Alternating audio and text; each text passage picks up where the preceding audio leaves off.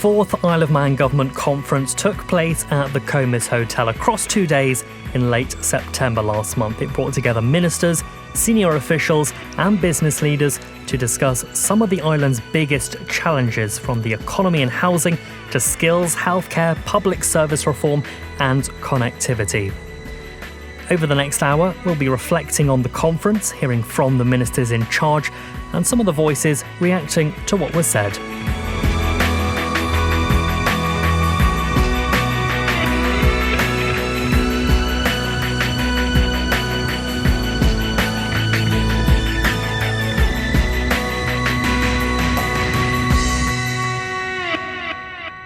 We'll start with the economy, and Enterprise Minister Tim Johnston gave an update on economic development and also took the opportunity to announce the Food and Drink Festival is set to return next year after a 2-year hiatus.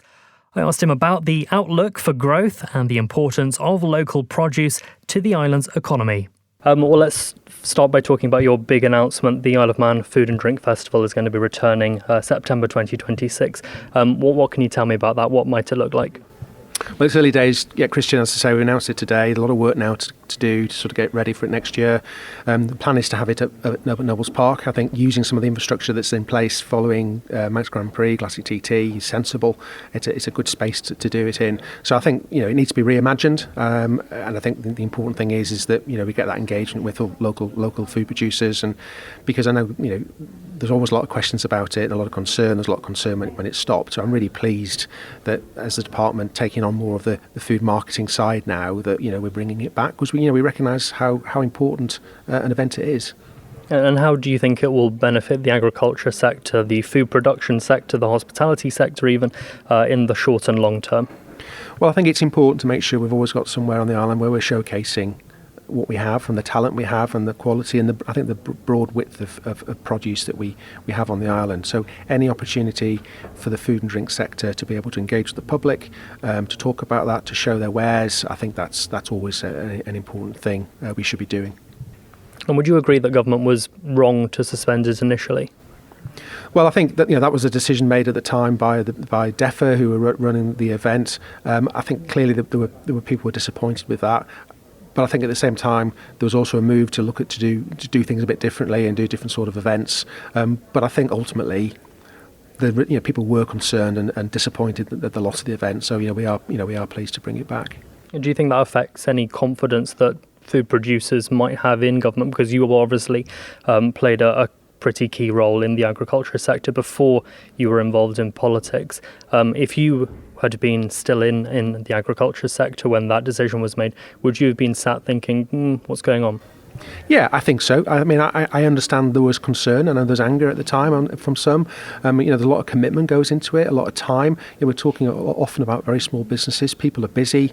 These are big events for them to sort out. So I think what I'm pleased about now is to be able to give that notice now, and which gives people a lot of time and hopefully gives them confidence that it's going to be going ahead.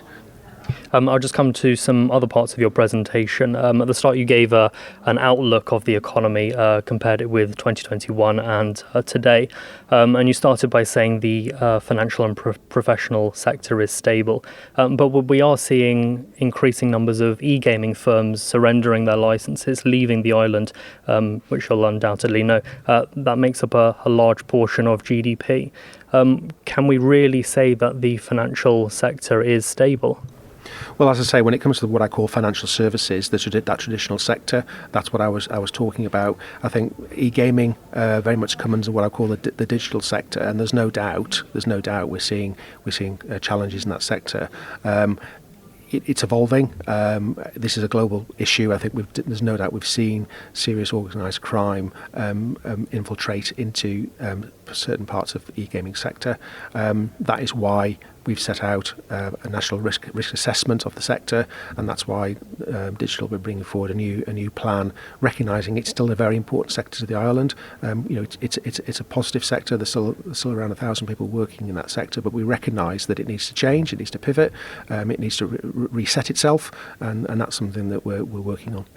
And you moved on to digital and technology, where you described it as stable and resilient in 2021, but then said there was a major shift, which was caused by artificial intelligence. Can something be resilient if it was disrupted so heavily by AI when that became widespread? Well, I think, to me, resilience is about facing challenges and how you address those challenges. Ultimately, there's no doubt that the shape and look of certain sectors are changing and will continue to change, and I think will accelerate because of AI.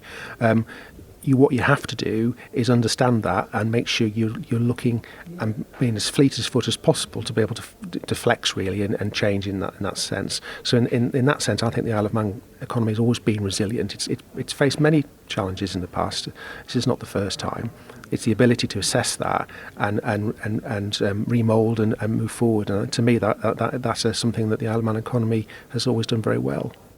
Housing was, of course, another key theme, and Cabinet Office Minister David Ashford outlined how government is tackling supply and affordability, one of the biggest issues facing residents today. Now, in your presentation, you said that the OHAN is something which almost revolutionised the way that the islands can understand housing, the supply, the demand, projections into the future. You also said it's something which some people may find a little bit strange, because other jurisdictions have been doing it for a long time. What would you say to people who might hear that and think, well, why is the Isle of Man so behind? And if it's behind on this, what else is it behind on? Well, the OHAN is something that, for instance, in the UK, it's been standard practice for a long time. I think the thing is this administration has looked at housing differently. We've always tended in the island to segment housing up, and this is something I've spoken about for many years that I've been in Manx politics, where you look at social housing in one bubble, you look at affordable housing in terms of first-time buyers in another bubble, you look at the top-end property, you look at retirement property, all separately, and rental property. The actual fact is all of those circles overlap. It all joins together, and this is what the OHAN has done. This government has decided to take a strategic approach to looking at housing and see the overall picture, how it interlinks and what we need as a population right the way through to 2041. So although it might surprise a few people, that's never been done before, this is the first time it's been done in this way, and we actually now have the figures that we can work off to try and provide for our island's needs. And 1,329 planning permission approvals for new dwellings in this administration. Do we know how many have actually been built, though? So it's around 339, I think, off the top of my head, that have so far been completed. And this is one of the fundamentals. There is always a gap between the number of properties approved and the number of properties completed. And that's why, as part of the presentation this morning, I said one of the fundamentals is government engaging with the construction industry, incentivising builds in some areas, perhaps disincentives in other areas, to actually ensure we try and get that churn and be able to meet the targets. But the crucial thing is we do now know, in terms of the broad range of population, depending on where our population curve goes, what levels of housing we are actually likely to need, so we can plan accordingly, because it's crucial with housing that you're not reactive, because if you're reactive, housing doesn't just suddenly appear magically out of the ground from nowhere. It takes time and lead-in time, so it's important we are planning now for our needs over the next 20 years.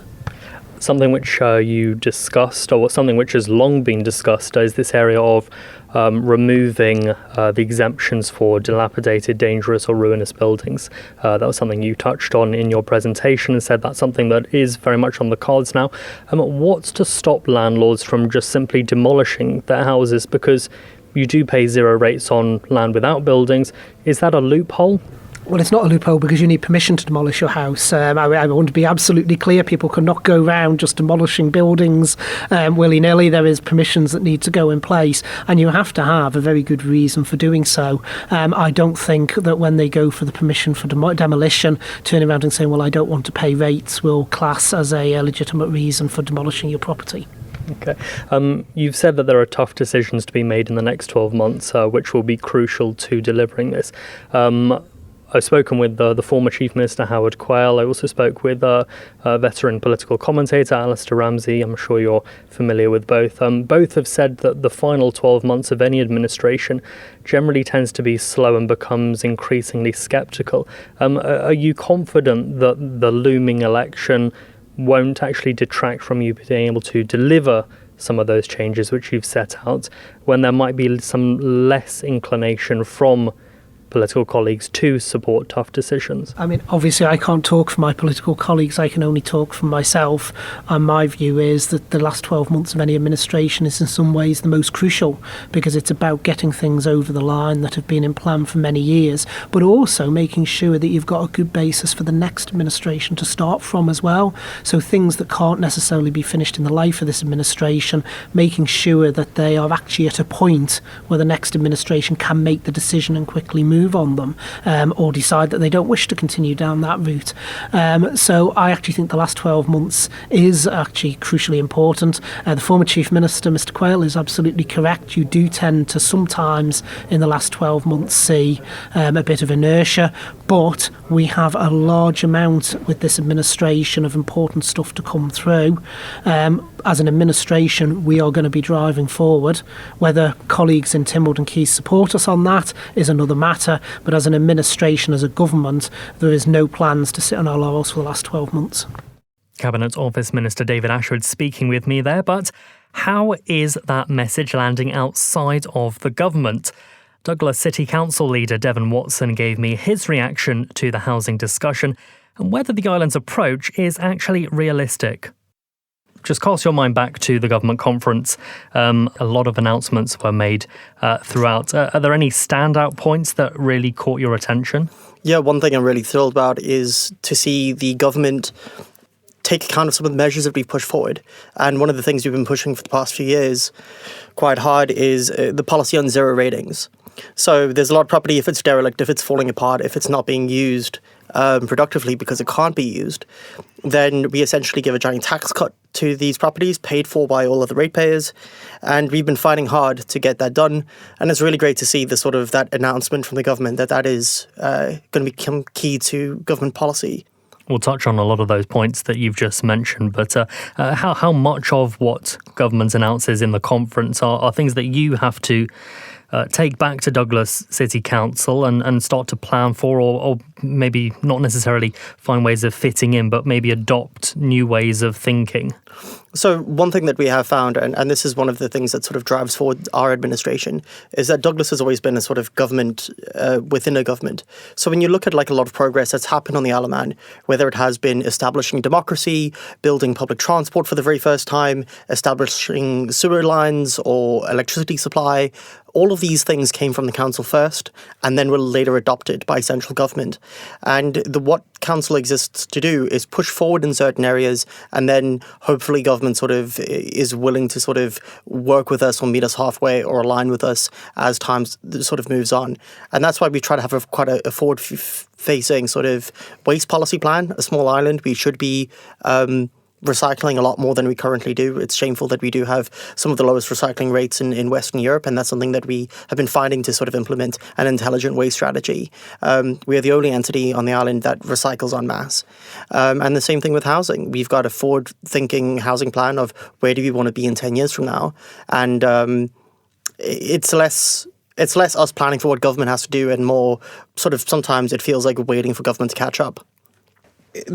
I'm not sure how much the government can do now in the next 12 months, but I suppose that is a problem of our system, right? Like if in the first 2 years of government can't do anything because it's still finding its feet, and in the last year of the administration, it can't really do anything because it's winding down, then out of every 5 years, there's maybe 2 years where stuff can be done, and a lot of that is holdovers from previous administration. And that's not to say there hasn't been like a lot of really good work the government has done over the past few years, but it's just a problem with the way our political system is configured at the moment.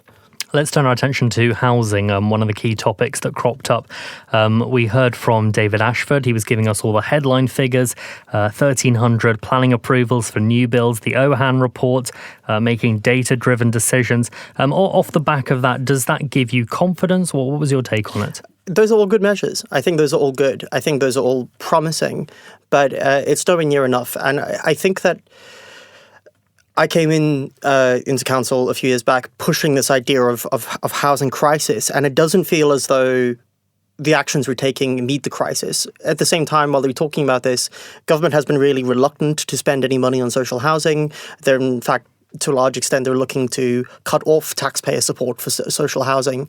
And one of the consequences of that is it means that a lot of social housing doesn't get built. It looks at to how can you sort of dispose of certain assets that you have? How can you move toward sort of cutting back? How can you look to making cost savings? How can you put more of these costs onto the people who pay the rent?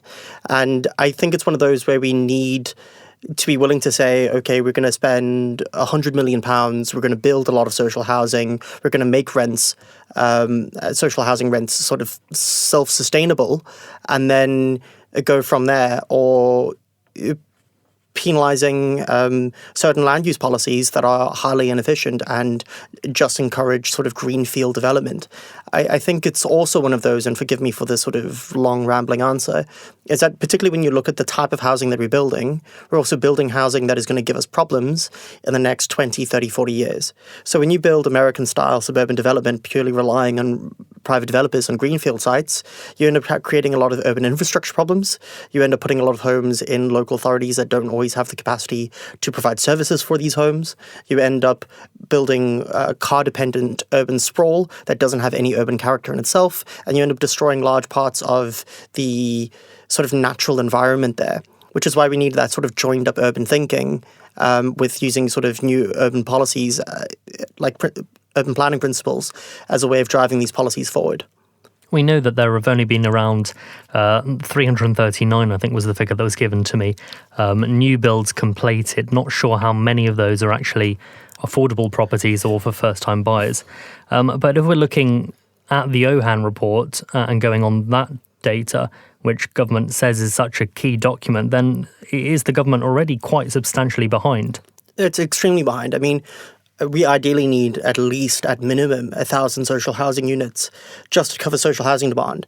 And then maybe another few thousand social housing units to cover sort of private sector demand. So I think most local authorities, when I speak to the chairs of the local authorities, they seem like they're keen, they seem like they're ready, they seem like they just need the ability to action it. But I suppose that there's also a concern about the capacity of the construction industry, right? So if we wanted to say today we want to build 10,000 homes in the next 10 years or whatever, do we have the capacity in Ireland to build that? And the answer is probably not. So I think it's also about looking at those broader market constraints. And there's ways that we can do that, but that would require a bit of out-the-box thinking and sort of changing what local authorities do and changing what housing providers do. And it feels so at times that a lot of the action that has taken place has been sort of tinkering at the margins. Maybe we establish a housing association, maybe we don't, rather than looking at the fundamental core constraints and listening to housing providers. Because when David Ashford says it's crucial that you're not reactive when it comes to housing and that it doesn't just magically appear, would you say enough has been done to plan for the next 20 years? No. I probably didn't actually intend on this being as critical of the state as it might be coming out. But I think it's one of those where essentially what we need to do is sort of plan that those long-term demographic trends, see the housing that we need, because currently the type of housing that we have in Ireland isn't suitable for the population that we have. I mean, that a lot of the housing that we did build were built in times where people had much larger family sizes. Now average occupancy per home is down to about 2.1 people per household, up from like 3.5 a few decades ago. And we need to sort of figure out what these trends are and accommodate that by, A, building a lot more apartments in the middle of town on brownfield sites. We need to be helping people downsize because we do have an aging population, building a lot more bungalows that can accommodate people, especially people who might have mobility issues. And then we do need to create some sort of larger family homes in order to accommodate larger families. Because when population growth does come, or in order to sort of maintain that stable birth rate, you're probably going to have some families that have more than 2, have more than 3 kids. And currently there isn't much housing for people who are in that state. You could go to the public sector where there is supply constraints. You can go to the private sector where you're spending 2.5, maybe $3,000 a month on a family home. And who conceivably can afford that? One of the big talking points over the course of this administration, which will be very much in your mind, is rates, or rather a lack of, on dilapidated and ruinous buildings. You're a big fan of that, aren't you? Yeah. No, I'm less a fan of dilapidated properties, despite the rumours. No, but I'm a big fan of the idea of, A, you change behaviour by changing incentives. And by putting rates on dilapidated properties, you can't just land bank property now. You can't just buy property if you're a UK buyer and just leave it for a very long period of time, you now have an incentive to actually do something with it because this asset is not costing you money. And that might be A, getting it redeveloped, B, moving it on, or C, sort of forming some sort of public-private partnership or working with other sort of private developers. But I don't think that it goes far enough, because this is step one of many. And the next step, ideally, would be seeing a vacancy rate or additional vacancy charge on empty properties, and then also maybe having a multiplier for empty properties owned by people who don't live on the Isle of Man.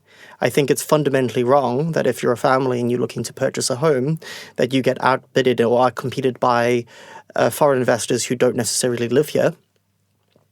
And it's probably one of the reasons why we can see that the big sort of housing construction that we have seen hasn't actually lessened prices at all, because if they're all sold to UK buyers under the idea that, wow, the Isle of Man doesn't have any stamp duty, then we're fundamentally not building houses for people, we're building houses for the sake of investment. Do you think there could be any potential for loopholes, though? I put this question to David Ashford, that if people were to choose to demolish their houses instead of bring them back onto the market, obviously a demolished house means no rates anyway. He says that obviously people have to apply to demolish, and putting "I don't want to pay" rates as the reason for demolition won't be sufficient. But people won't write that, will they? Yeah, there are certain ways around it. So there's two approaches you could go on. A, you could sort of put a rates or charge on dilapidated or vacant brownfield sites, and these litter Douglas. It's one of the reasons why Douglas doesn't look as attractive as many of the other towns that we have on the Isle of Man, is because you've got a lot of vacant brownfield sites. So there should be a charge for that. If you're leaving productive land unused, you could probably pay a rate on that, probably equivalent to some percentage of what the building was when it did exist.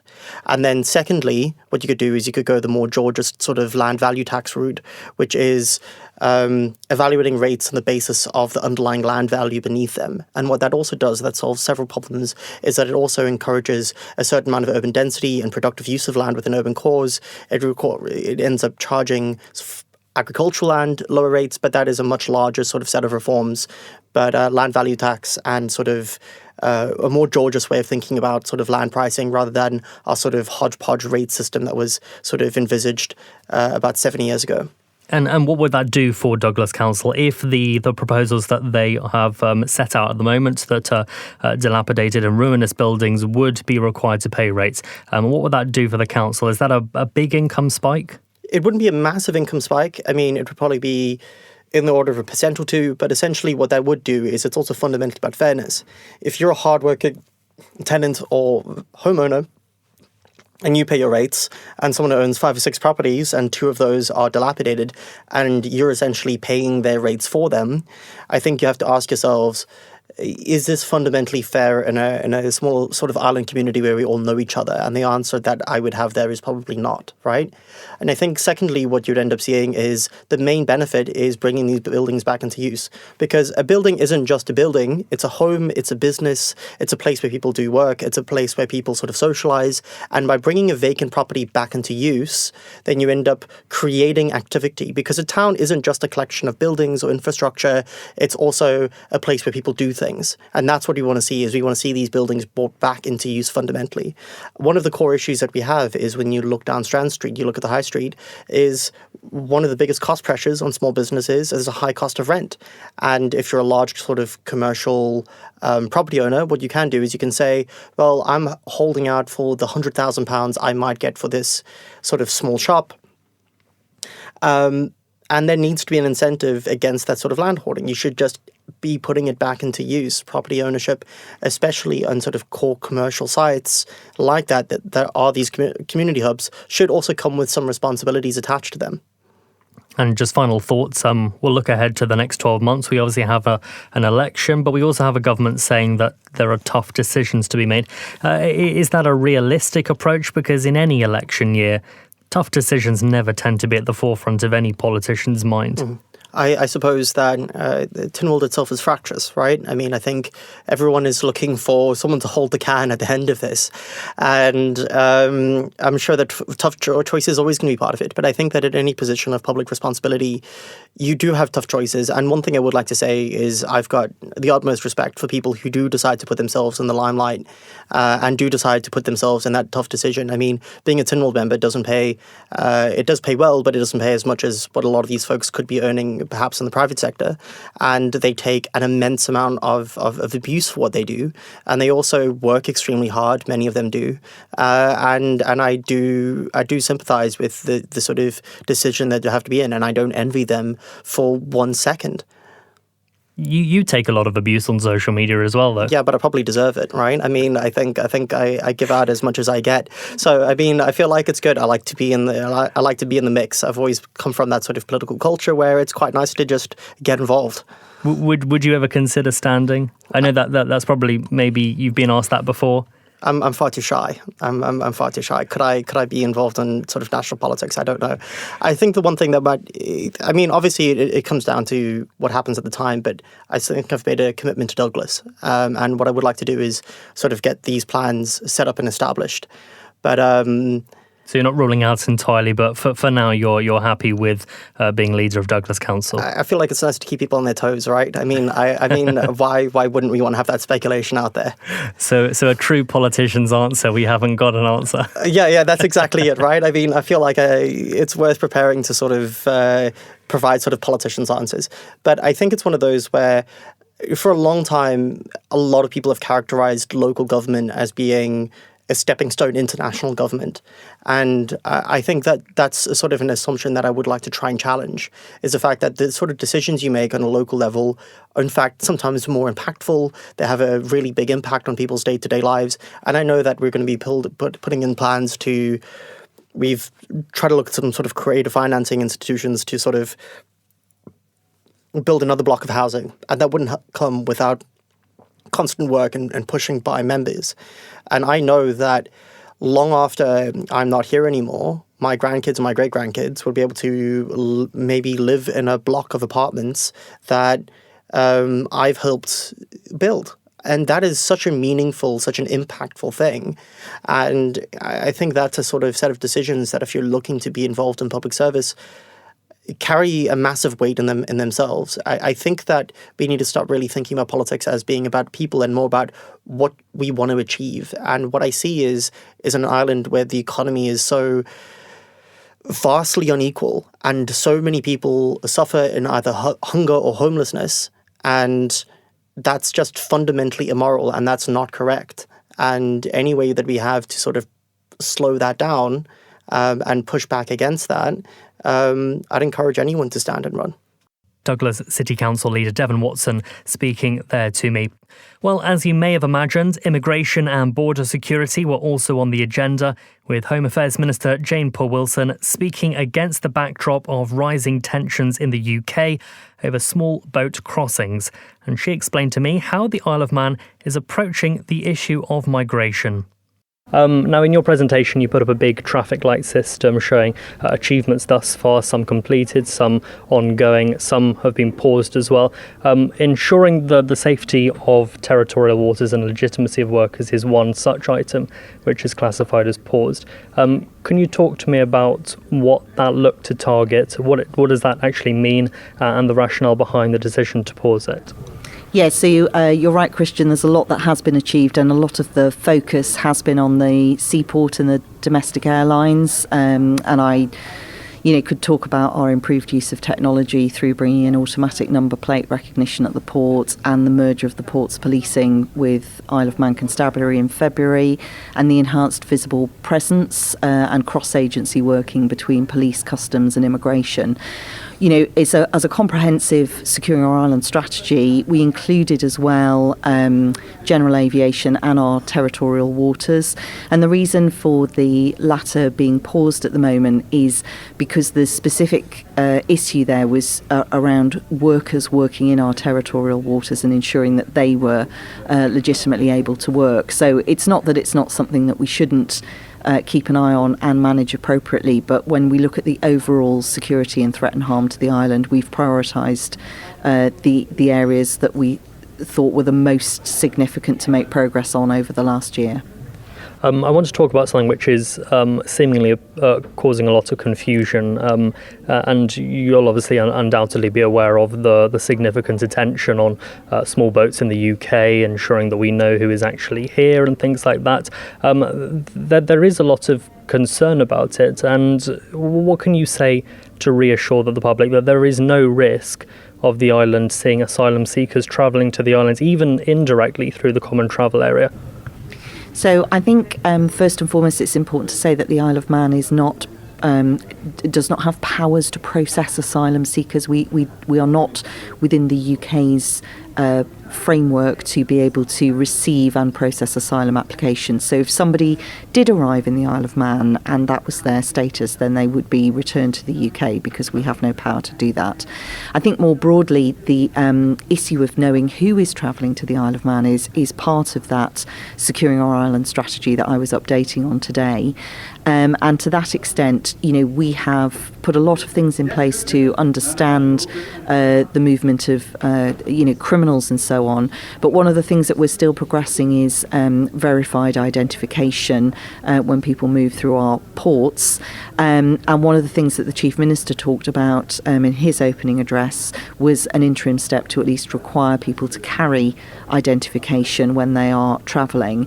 And I think that ability to ask people to carry identification is part of what would enable us to know who is travelling and maybe identify someone who was travelling in breach of some sort of rule. But the other issue I would say that's very important is where someone is known to be wanted, then we still have our ability through intelligence information and our close collaboration with the National Crime Agency and the North West regional organised crime groups to share that intelligence and to act on it. And so we will continue to do that where there is a piece of intelligence we can act on. And the other thing I was talking about today was bringing forward primary legislation to underpin the use of automated facial recognition at the ports. And the thinking there again is that when someone is known to be a person of interest, that automated technology can identify that somebody has moved through our ports and alert law enforcement. So that's another tool to be able to take a proportionate response to address any movement of someone who is known to be a person of interest. If an asylum seeker came to the UK in a small boat, they then travelled to Heysham or Liverpool and took the boat to the Isle of Man, we wouldn't know, would we? At the moment, it is true that once you're in the common travel area and you can move within the common travel area freely, we would not necessarily know that you've arrived. Although what I would say is one of the things that we did, or the Steam Packet did last year, was stop payments in cash. But we still recognise that so we have passenger manifest information, so we do know who is on the boat, and it's important to say that the police access that information, but the issue around verified ID is because without verified ID you could potentially travel under a false name. So we can ascertain who is travelling. Your actual status as someone who is travelling might be more difficult for us to ascertain, but we can get that information about who is on the boat. You cannot pay in cash anymore, and those are things that are designed to improve how we understand who is travelling on the boats and to intervene if there are people of interest. Final thoughts. You said you're having conversations with the Steam Packet. Do you know when we might start to see ID requirements put in place? Yeah, it's difficult for me to give an exact timeline because I recognise that to operationalise things like this also requires, training and planning for implementation. But these are active conversations, and I think the Steam Packet understand and are absolutely working with Home Affairs and other parts of government to look at what we can put in place that's a proportionate and effective deterrent, but also helps us with our security. Perhaps something that we're all too used to hearing is this term public service reform. That was a reoccurring topic across both days of the conference. Government Chief Executive Mark Lewin set out plans to save £50 million over the next 5 years while embracing AI and new technologies. Phil Gaughan took a few minutes aside and asked him how realistic those targets are and what it means for the public. So it's interesting to go back. It was this time last year, of course, that the Chief Minister made the announcement, the commitment to find a minimum of £10 million of savings and efficiencies in this financial year, and over £50 million over 5 years. So very much that's the direction of travel. That's what we're looking to do. For the first quarterly report that came out, and the figure that was in there was 7.4 million, that was things we could identify, some of which had already happened in that quarter, some of which were ideas or initiatives underway, and some were things that could be addressed in the future. As you quite rightly say, over the last 2 months since then, nearly 3 months, that figure is now up at just above £10.4 million of initiatives, ideas, projects, contract renegotiation, savings, assets, across the whole gambit. So some of that is clearly just going to be one-off. Some of it will be recurring, and that's very much where we get to. This is a longer-term continuous improvement programme, coordinated very much through the centre, but across every department. Every department now have efficiencies in their regular reporting. It comes through the management accounts. Every department increasingly will have capability where they can identify things and work them forward that will ultimately deliver a lower cost, more effective, simpler services for the public. And a lot of these things are what you might call genuine savings as opposed to just cutting services. These are basically working out how to run government in a more efficient and effective manner. Absolutely. This is about how we do things, the way government works. It is not about reducing services or cutting or stopping things. Clearly, some of the challenges we face longer term may mean that we do have to have conversations about the scope of government or the size of things that we provide. But this programme is not about that. It's about making effective use of technology, about maximising our assets. If we've got physical assets that we don't need anymore, we move those on. It's about working with our people to get the maximum outcomes we can and support everyone in giving a great public service. It's about reimagining our services for the modern age, where we can do them in a much more cost-effective manner, but essentially still give the same outcomes. And this 10.4 million saving, what will members of the public actually notice in the course of this year as a result of this? So the obvious place where people will see a change is in the world of digital, as we increasingly not only make more services available digitally, but we also reimagine those and make them simpler, more accessible. Where people historically have had to fill forms out, tell us the information multiple times, then the journey that we are on is to simplify that, reduce it, and reduce the need to do that. And in turn, from a government perspective, we don't have people sitting there keying in things that other people have told us. That over time will disappear. I go back to the scale of government is significant. If you think of the breadth of all the public services we provide, there is clearly a limit on what we are able to change and the speed at which we are able to change that. So in the here and now, over the next number of months, there's going to be limited things that people see. Other than, I said before, we will transparently report on this. There will be every month we have a collection of things we've been able to recognise, announce, come forward with. We will continue to do that. But this is very much the start of a longer term journey in this space. I remember probably 50 years ago now listening to politicians saying things like, "Mark my words, boy, these new computers, by golly, they're going to make a big change to the whole way in which we do things." Yes, they have. But they haven't resulted in the necessarily the savings that perhaps were being envisaged. The computers exist and have created a whole load of different work streams. Is that going to be the same? Is there a risk potentially that will be the same with AI? I recognise that. I said before, we've been on the whole world's been on a journey of change, and particularly when it comes to digitisation. I've spent my career in and out of technology, fascinated by it. I still hugely enjoy it. I think we are absolutely on the cusp of, and around us, something amazing in terms of the power of that technology, of what it can do. With that power comes some responsibility, and we need to step through that carefully. I know there are people in the organisation that are worried about the future for them in terms of their roles. There are people in society who are worried about their ability to interact and to access services across all of society, not just government. So absolutely we need to have an eye on that. We need to be thinking of that. We need to recognise, we are an inclusive society, but the power of what is happening around us now that can support our frontline workers, so that we'll still need doctors, teachers, nurses, police, all of the frontline workers we have. They are under intense demand. They are under more and more asks, and the organisation clearly can't just keep growing. So there are real opportunities in those areas to improve their ability to focus on the front line.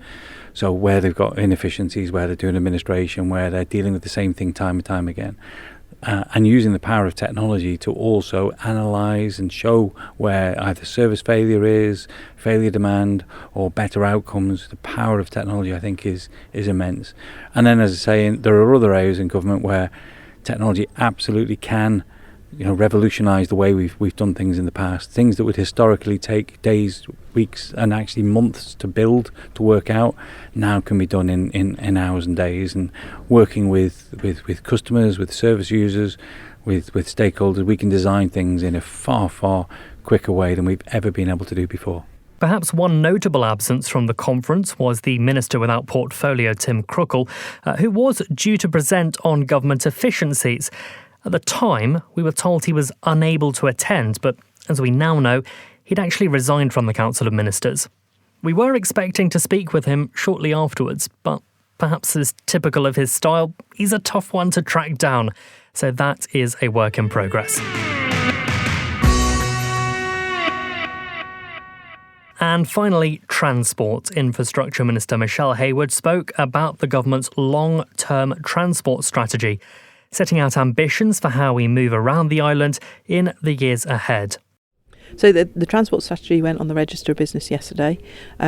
It's an overarching strategy about where we're taking transport services in general on the island, and so it's looking at connectivity, it's looking at accessibility, it's looking about fairness, and it's looking to the future as well, and our climate change commitments. So all of those things come together, and then off the top of this big umbrella strategy will hang things like our bus strategy that we've already consulted on and we're just working up at the moment. But all of those themes that we've set out that our transport system should achieve will be reflected then in the daughter strategies that follow on.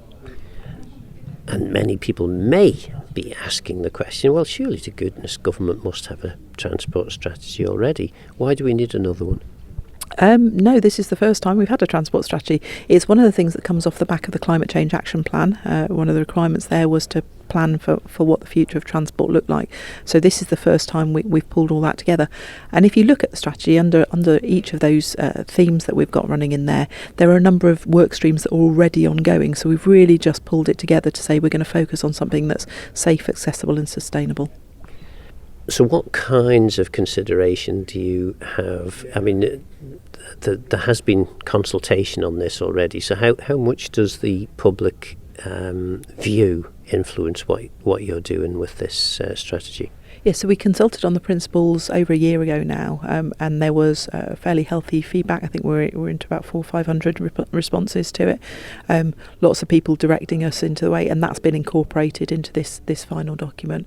But as I say, a lot of these work streams are already ongoing, but they've just not been, perhaps spelt out that's what we're doing. We've been working to install, for example, castle curbs for bus accessibility. We're up to 136 now. We've found money in the Minor Capital Works budget. There'll be another 18 going in that will open up some more routes for that. But we're also evaluating those stops where the curb is high enough that we don't have to put a castle curb in necessarily, but we can use the ramp on the buses.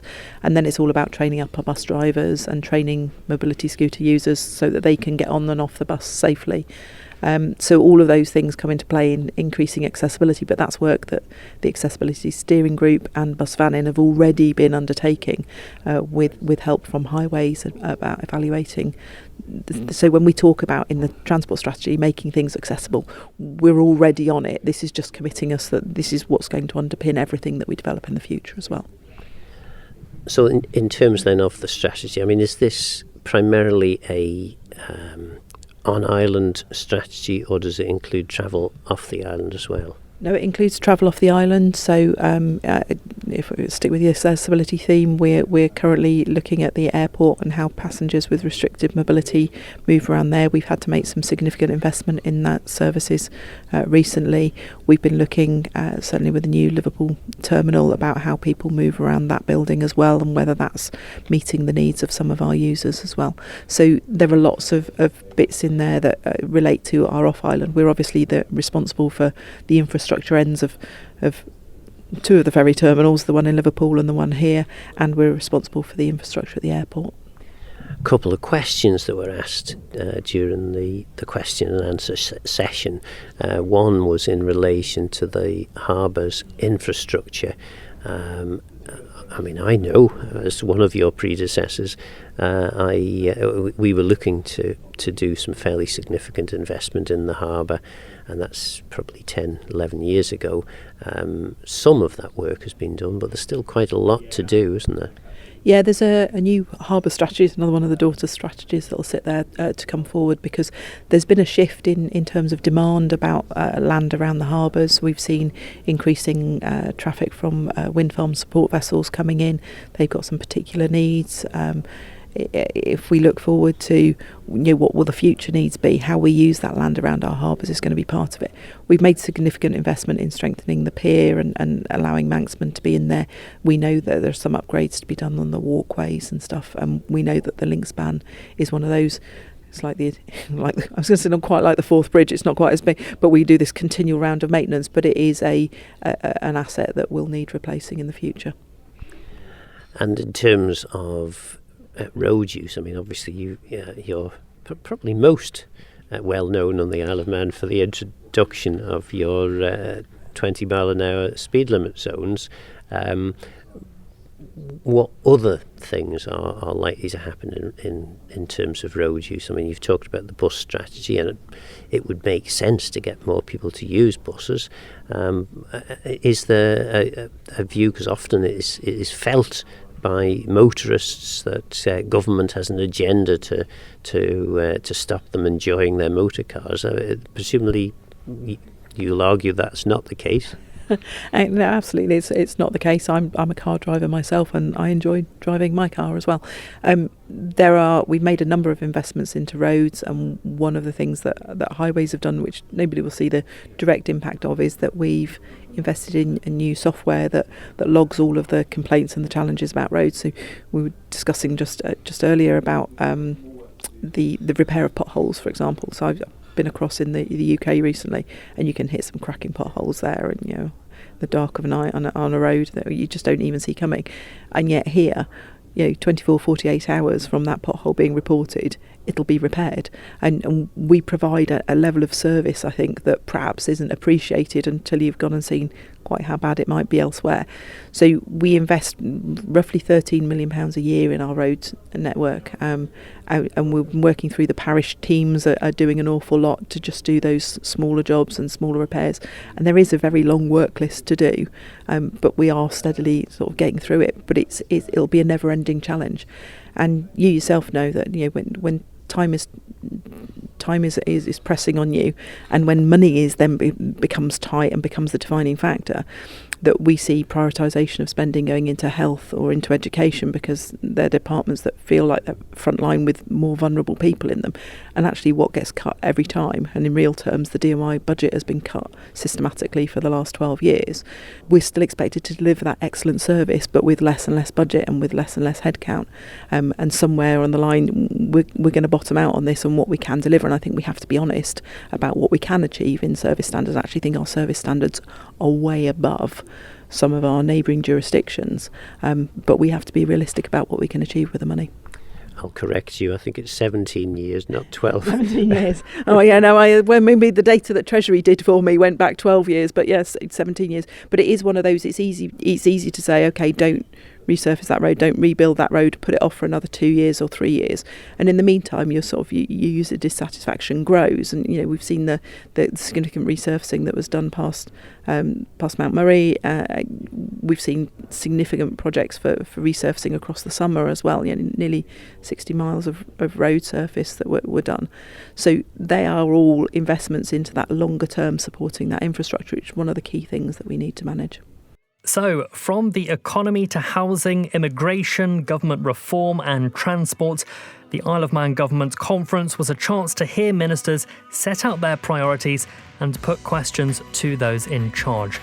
Whether those ambitions translate into delivery, especially when the general election is fast approaching, remains to be seen. But the conversations last month have undoubtedly set the tone for the months ahead.